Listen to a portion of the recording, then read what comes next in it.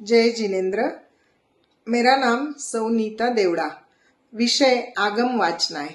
प्राचीन काल में मौखिक रूप से ज्ञान दिया जाता था, परंतु काल का प्रभाव और स्मृति दुर्लभता से ज्ञान का विस्मरण होने लगा। यह शुद्ध ज्ञान नष्ट न हो, इसीलिए उसे संकलित करने का जो एकत्रित रूप से प्रयास हुआ उसे वाचना कहा गया है।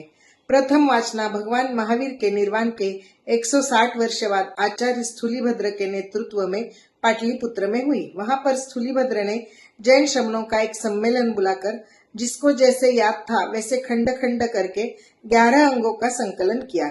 यह संकलन मौखिक रूप में ही था। बार दृष्टिवाद किसी को स्मरण न होने से उसका संकलन नहीं हो सका।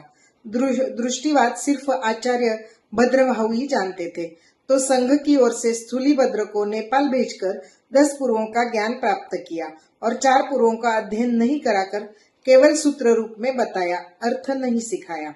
दूसरी वाचना वीर निर्वाण के लगभग 827 या 840 वर्ष बाद आर्य स्कंदिल के नेतृत्व में मथुरा में हुई। उस समय बड़ा अकाल पड़ने से साधुओं को भिक्षा मिलना कठिन हो गया। आगमों का अभ्यास छूट जाने से आगम प्राय नष्ट हो गए। दुर्भिक्ष समाप्त होने पर मथुरा में सम्मेलन में जो जिसे स्मरण था उसे कालिक श्रुत के रूप में एकत्रित किया। यह वाचना भी मौखिक रूप में हुई। तीसरी वाचना वीर निर्वाण के लगभग 980 या 993 वर्ष के बाद देवर दिगनी क्षमाश्रमण के नेतृत्व में वल्लभी में हुई। इस संघ समवाय में विविध पाठांतर और वाचना भेद आदि का समन्वय करके माधुरी वाचना के आधार से आगमों को संकलित करके उन्हें लिपिबद्ध किया। दृष्टिवाद फिर भी उपलब्ध नहीं हुआ। इसे जैन आगमों की अंतिम वाचना कहते हैं।